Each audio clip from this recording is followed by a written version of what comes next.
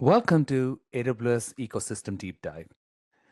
If you're watching this for the first time, let me tell you what this series is all about.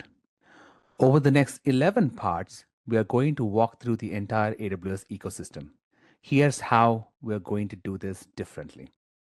Instead of just listing services one by one, which honestly is pretty boring and hard to remember, we are going to tell a story. We're going to go through a complete cloud infrastructure from scratch, just like you would in a real job. Imagine this. You just joined a company as a cloud engineer. It's day one. The company just created a brand new AWS account. Now what? What do you do first? Where do you even start? That's exactly what we are going to walk through. We'll build everything from scratch, giving access to people, creating networks, deploying applications, setting up databases, integrating services, and more. By the end of this, you will understand not just what each service does, but when and why you would use it. And that's what really matters in your career. Now, who is this for? If you are a beginner just getting started with AWS Cloud, this is for you. If you are already an AWS engineer, but you want to expand your knowledge and see the bigger picture, this is definitely for you. Technical sales professionals who need to understand AWS offerings to have better conversations with clients, you are in the right place. And if you are a technical or a non technical leader who just wants that big picture view of what AWS can do, you will find this really valuable. If you haven't already, hit that subscribe button, follow me on LinkedIn, and turn on notifications so you don't miss any of the upcoming parts. Trust me, you're going to want to see how all of the AWS services connect together. All right, let's dive in. Welcome to part one of the AWS Ecosystem Deep Dive series. Okay, so this is what AWS Console looks like when you log in. On the left here, you see this menu icon. Click on that, or you can use the search bar at the top. Either way works. And look at this. You will see all the different service categories where we have analytics, application integrations, blockchain, business applications, compute, containers, database, developer tools, and it just keeps going. There are so many different kinds of groups here. Now, let me click on compute. And within compute, look at all these different services. There's EC2, Lambda, Elastic Beanstalk, Lightsail, Batch, the list goes on. Here's the thing though, and this is really important to understand. AWS offers hundreds of different services, hundreds, and most of them you will never even look at. At least for now, we don't touch things like blockchain, quantum technologies, satellite. Those are very specialized. Gaming, media services, maybe some of you will touch these, but most of us won't in our day to day work. So we don't have to learn everything that AWS has to offer. What we need to focus on is the core set of services that you will actually use in real projects. And that's exactly what I'm going to show you, which ones actually matter for your career. Make sense? Let's get started with the story. Here is our story. We have been hired as a cloud engineer. It's day one. The company just created an AWS account, and as soon as you log in, you're logged in as a root user. That's the main admin account. Now, first question, who else needs access to this account? And what should they be able to do? Because you're not going to be the only one working here, right? You got a whole team. So everything in AWS starts with setting up identity and access. That means figuring out who should log in and who should be able to do what. That's what identity is all about. And that section is right here. If you go into the menu over here and then scroll down, you can see security, identity, and compliance at the bottom. You click on it and you will get to see all the services under this section. Within this group, we are going to focus on the services that you will actually use in your job. Let me walk you through them. All right, first up is IAM, which is right here, which basically stands for Identity and Access Management. This is where you will spend most of your time when it comes to security and access. In the majority of projects, in the majority of jobs, you will be focused on IAM. So what does IAM actually do? Well, it lets you create users for your team. You can define groups with specific permissions. So let's say your DevOps team needs access to EC2 and Lambda, but they shouldn't be touching billing. And your data team needs access to databases and S3, but they don't need compute resources. IAM handles all of this. And you can also create roles. And roles are really important.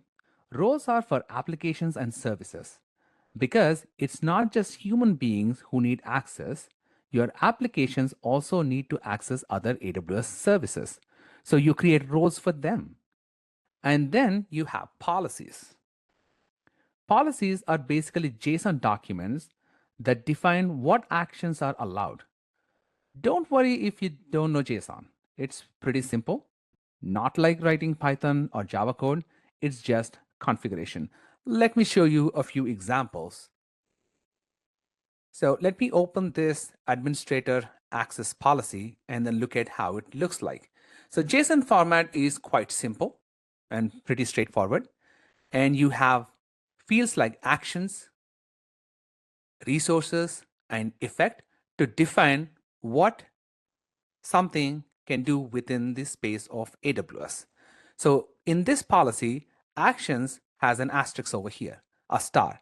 That means any action that is possible in this account can be performed against every resource that is within this account. Let us look at a different policy. If I'm opening this other policy, and as you can see, there are a set of actions allowed for this policy against multiple different kinds of AWS services, as you see, Athena, AppSync, so on and so forth. And then if we scroll down, we get to the resources section. There's a long list of actions allowed. And at the bottom, all these actions are allowed against all the resources which are within this AWS account. And it has multiple statements, as you see. One statement ended here with a comma, and the next statement starts with a different set of actions against a different set of resources. So this is about policies. And you can also use AWS Policy Generator, which helps you in creating policies without knowing JSON at all. So to break it down really simply, users are individual people who need access. Groups are collection of users who all need the same permissions, making it easy to manage policies for a group of individuals. Roles are for applications or temporary access, and policies are the rules that say what's allowed and what's not. Got it? Let's move on. Now, after IAM, the next thing that you might work with is the IAM Identity Center. And going back to the menu into the Security, Identity, and Compliance section, we can find it over here, IAM Identity Center. This is for when you are creating integrations with other identity providers. What do I mean by that? Well, let's say your company already uses Active Directory, or maybe they use Okta for single sign on. You don't want everyone to have separate AWS credentials on top of their company credentials, right? That's messy and hard to manage. So, Identity Center lets you connect AWS to your existing identity systems. Your employees log in once with their company credentials and they get access to AWS too. That's called single sign on or SSO. Most mid to large organizations use it. If you are going into an enterprise environment, you will probably see Identity Center being used. Now, here is an important distinction that confuses a lot of people. We just talked about IAM for managing access to AWS. That's for your engineers and your applications. But what about managing access for your applications? Like, what if you're building a mobile app and you need your end users, your customers, to be able to create accounts, log in, and reset their passwords? And that's Cognito.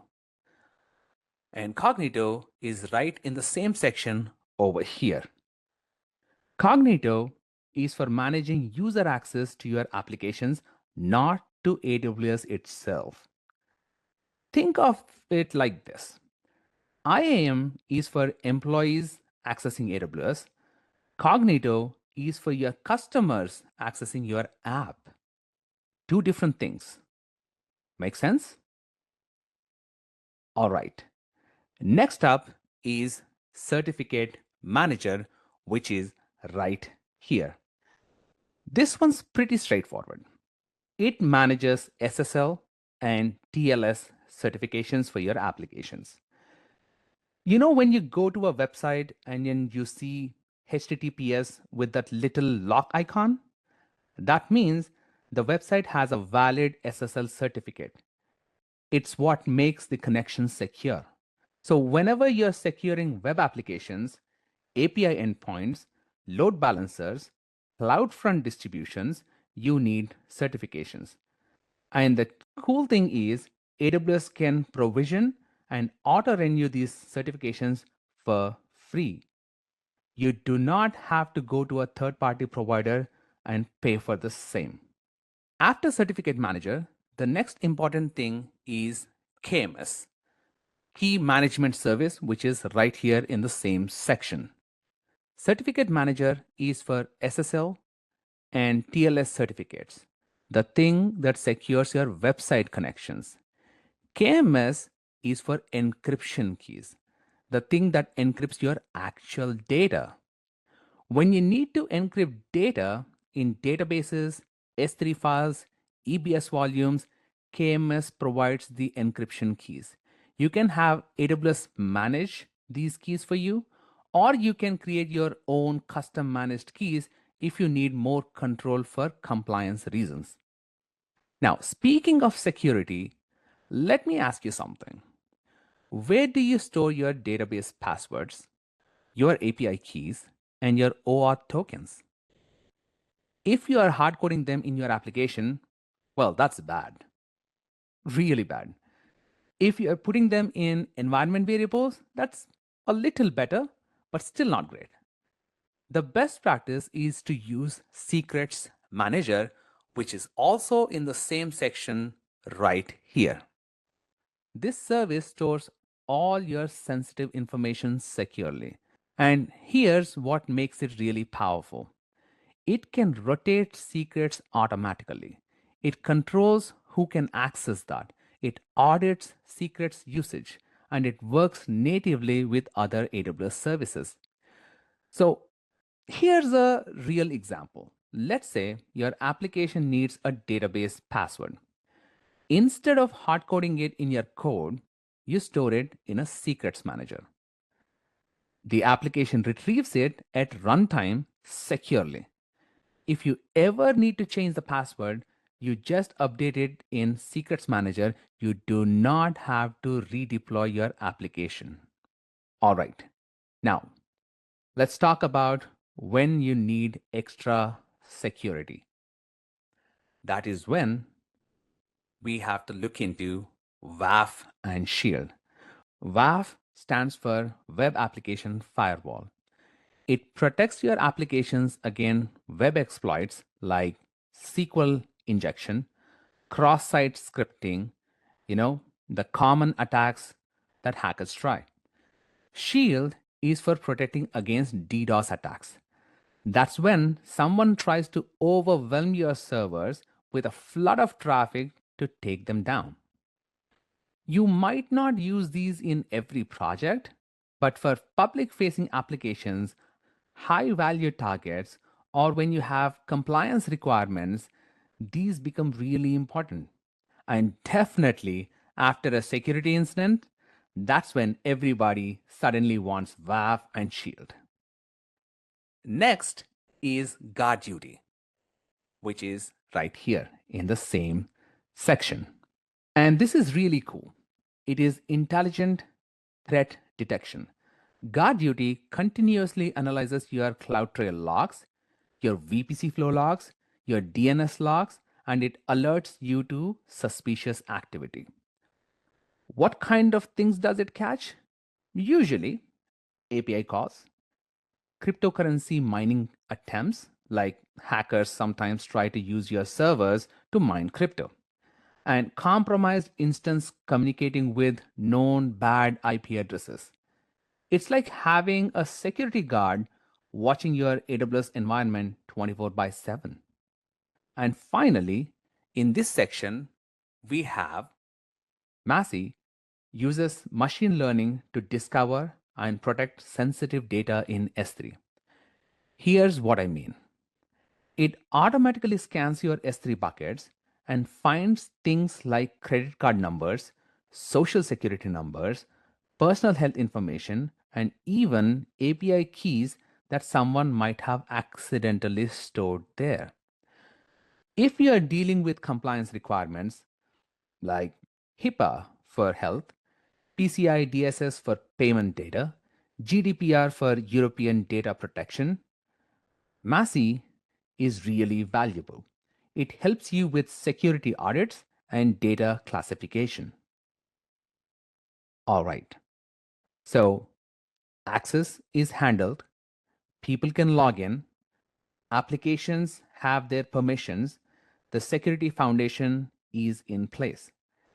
But here's the thing, where are we actually going to put stuff? Where do we deploy our applications and databases? We need an environment for that. And that brings us to networking, which is right here, which we will cover in part 2. And that's a wrap on part 1 of the AWS Ecosystem Deep Dive. Let's quickly recap what we covered today. We started our journey on day 1. We set up identity and access management with IAM, learned about Cognito for app users, KMS for encryption, secrets manager for sensitive data, and security services like GuardDuty and WAF. This is just the beginning. In part 2, we are going to build the network foundation, VPCs, Route 53, API gateway, CloudFront, and more. You cannot deploy applications without a network, so that's coming up next. If you found this helpful, please do me a favor, hit that like button, subscribe to the channel, and turn on your notifications so you don't miss part 2 when it drops. Also, connect with me on LinkedIn. I share a lot of AWS and AI tips and insights there that don't make into videos. The links are in the description below. And if you know someone who's trying to learn AWS, share this with them. It really helps the channel grow, and I appreciate every single one of you. Thank you for watching, and I'll see you in part 2.